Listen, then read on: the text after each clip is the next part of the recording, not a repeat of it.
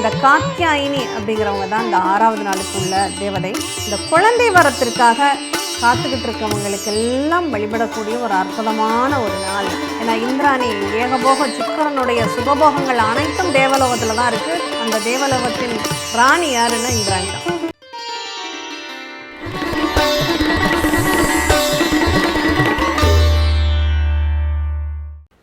ஆன்மீக அருள் நேயர்கள் அனைவருக்கும் வணக்கம். இந்த நாள் இனிய நாளாக அமைய வாழ்த்துக்கள். ஏழ்பி ஜோதிடர் ஜோதிட ஆசிரியர் டாக்டர் சாந்தி தேவி ராஜேஷ்குமார். நம்ம 6வது நாள் நவராத்திரி வழிபாடுகளை பற்றி தான் பார்த்துட்ருக்குங்க. இந்த நவராத்திரி வழிபாடு எவ்வளோ விசேஷமானது, இந்த வழிபாடுகள்னால நமக்கு என்னெல்லாம் பலன்கள் கிடைக்குது அப்படிங்கிறத நம்ம பார்த்துட்ருக்கோம். இந்த 6வது நாள் சஷ்டி திதியில் வரக்கூடிய இந்த 6வது நாள் வழிபாடு, இந்த 6வது நாள் வழிபாடின் தேவதை பேர் என்னன்னா காத்யாயினி அம்மா. இந்த காத்யாயினி அப்படிங்கிறவங்க தான் இந்த 6வது நாளுக்கு உள்ள தேவதை. இவங்களை இந்த முத்து அப்படின்னு சொல்லுவாங்க. அதாவது ஒவ்வொரு பருவம் அப்படின்னு இருக்கு இல்லையா, அந்த பருவத்தில் முத்து அப்படின்னு சொல்கிறது உண்டு. இந்த காத்யாயினி நம்ம எல்லாருக்குமே தெரியும். இதுக்கு இவங்களை இன்னொன்று அந்த 5வது நாளில் வைஷ்ணவின்னு கும்பிட்டோம்னா இந்த 6வது நாளில் இந்திராணின்னு, தேவர்களுக்கெல்லாம் தேவேந்திரனுடைய மனைவியான இந்திராணியாக பாவிக்கிறதும் உண்டு. இதில் இந்த காத்யாயினி எப்படி இருப்பாங்கன்னா கையில் முருகனை வச்சுருப்பாங்க. இந்த குழந்தை வரத்திற்காக காத்துக்கிட்டு இருக்கவங்களுக்கெல்லாம் வழிபடக்கூடிய ஒரு அற்புதமான ஒரு நாள் அப்படிங்கிறது இந்த நவராத்திரியில் கேட்ட வரத்தை தருளும் இந்த காத்யாயினியுடைய 6வது நாள் வழிபாடு அப்படின்னு சொல்லலாங்க. நம்ம நவகிரகங்களில் சுக்கிரன், இந்த சுக்கிரனை இந்த 6வது நாள் வழிபாட்டுக்கு உரிய தெய்வமாக நம்ம பிடிச்சிக்கலாம். ஏன்னா இந்திராணி ஏகபோக சுக்கிரனுடைய சுகபோகங்கள் அனைத்தும் தேவலோகத்தில் தான் இருக்குது. அந்த தேவலோகத்தின் ராணி யாருன்னா இந்திராணி தான். அப்போ நம்ம வாழ்க்கையில் இகபர சுகங்கள் அப்படிங்கிறதாகட்டும், இல்லை இந்த குழந்தை பாக்கியத்திற்கு முக்கியமாக நம்ம இன்னும் சொல்லப்போனால் அந்த அறிவியல் ரீதியாக மனித உடம்பில் ஏற்படக்கூடிய அந்த சுக்லம் ஸ்ரோனிதத்திற்கு காரணி யாருன்னா அந்த சுக்கிர பகவான் தான்.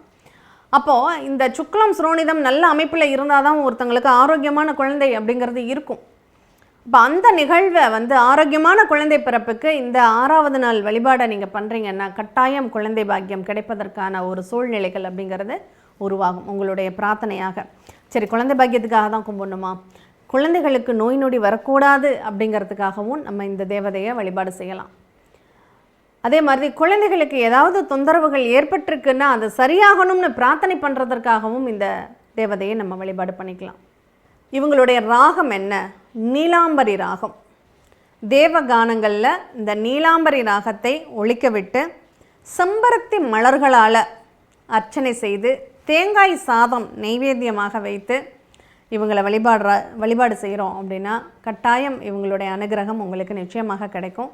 இந்த நவகிரகங்களில் சுக்கிரன்கிறதுனால மொச்சை பயிறு சுண்டல் செய்து வெண்பட்டு வஸ்திரம் சாற்றி அல்லது சந்தன கலரில் வஸ்திரம் சாத்தி அவங்கள வழிபாடு வாசனை மலர்களால், செம்பருத்தி மலர்களால் அர்ச்சனை செய்து வழிபாடு பண்ணுறோம் அப்படின்னா கட்டாயம் சகலவிதமான செல்வங்களும் சுபபோகங்களுக்கெல்லாம் அதிபதி, நல்ல வீடு, நல்ல வாகனம், நல்ல அம்சமான அழகான அப்படிங்கிற அந்த வார்த்தையின் பதம் இந்த சுக்கிரன் தான்.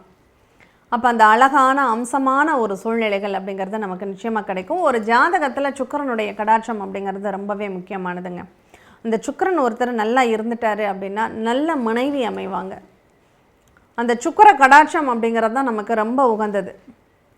இந்த வெள்ளி ஒரு சிலருக்கு ஒத்துக்காமல் போயிடும். வெள்ளியினால் அலர்ஜி ஏற்படும், இல்லை அந்த உடம்பில் வெள்ளி சத்து குறைவாக இருக்கும். இவங்கெல்லாம் இந்த 6வது நாள் வழிபாட்டை கடைபிடிக்கிறாங்க அப்படின்னா அவங்களுக்கு ஒரு சிறப்பான ஒரு சாதகமான ஒரு சூழ்நிலை அப்படிங்கிறது நிச்சயமாக ஏற்படும் அப்படின்னு சொல்லலாம். அதனால் இந்த 6வது நாளுக்கு அதிபதியான அந்த காத்யாயினி தேவியை வழிபாடு செய்யுங்க. கண்டிப்பாக உங்கள் வாழ்க்கையில் அந்த குழந்தை வரத்திலிருந்து சகல செல்வங்களும் கிடைக்க அந்த காத்யாயினி தேவியின் அனுகிரகம் கண்டிப்பாக கிடைக்கட்டும். அடுத்த பதிவில் 7வது நாள் பதிவை நம்ம பார்க்கலாம். அதுவரை நன்றி.